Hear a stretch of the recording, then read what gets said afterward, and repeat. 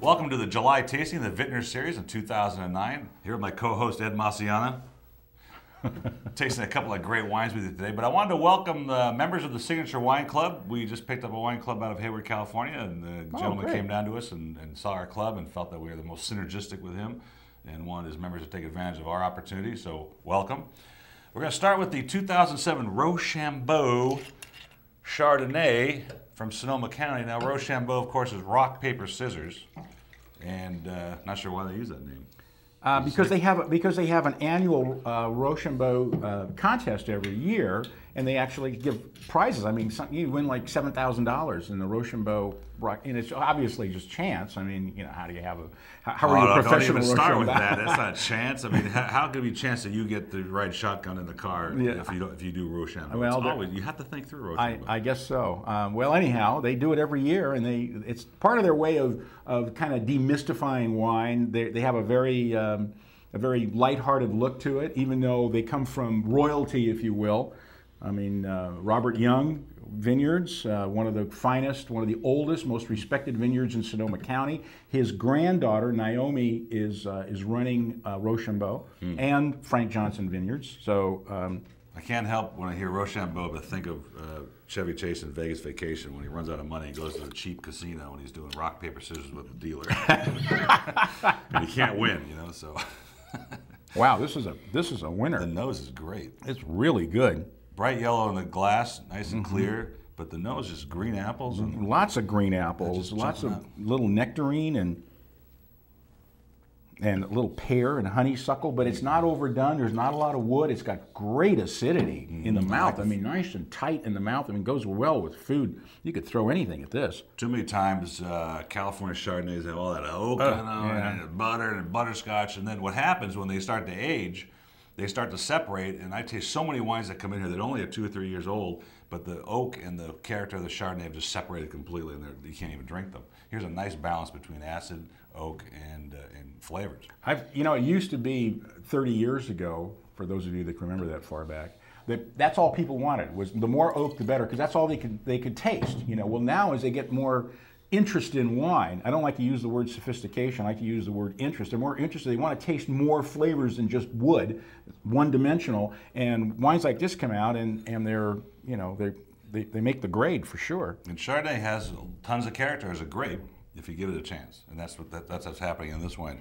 First one was at $18.95, or the retail price is $18.95. First one came at $13.98. You can get more for $12.49, which for Chardonnay these days is this quality is a very good price. This is real high-end stuff. And I'm giving it an 89 to a 90. Okay, I'm there. I'm at a 90. Yeah, I think it's a very nice wine. I think the concept of Rochambeau is a little goofy, but then I'm told that the people that run the wineries are a little goofy too, as are we. Well, what the heck? I mean, last month we had a guy that liked to burn things down, so he called it wine matchbook. So what do you know? It's not ours to ask questions, you know. Ours is not the reason why. That's right. The red wine is a wonderful Cabernet from Argentina, Tierras, Altas. It's 2007. So don't forget the Southern Hemisphere is 6 months ahead of us, so they're actually at 2007 and a half compared to what we are. What a nice bright sort of.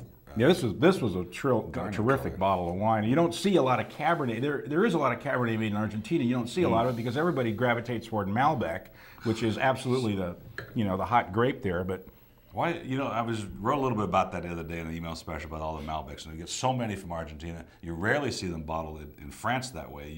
Not even used that much. Oh no, they're called Cahors in France. There's an area called Cahors, Cahors, where they bottle Malbecs. And the first Cahors I ever had was with your dad, and it had to have been like 35 years ago. The wine was absolutely atrocious. I mean, we're both sitting here looking at each other. Are you tasting the same stuff that I'm tasting? I mean, Malbec they do a great job in Argentina, but this Cabernet, boy, killer. The nose is unbelievable. Yeah, it's got that real dense, dark cherry fruit component, and obviously very different than California and even other areas of the world like Australia. But I think it's a super wine.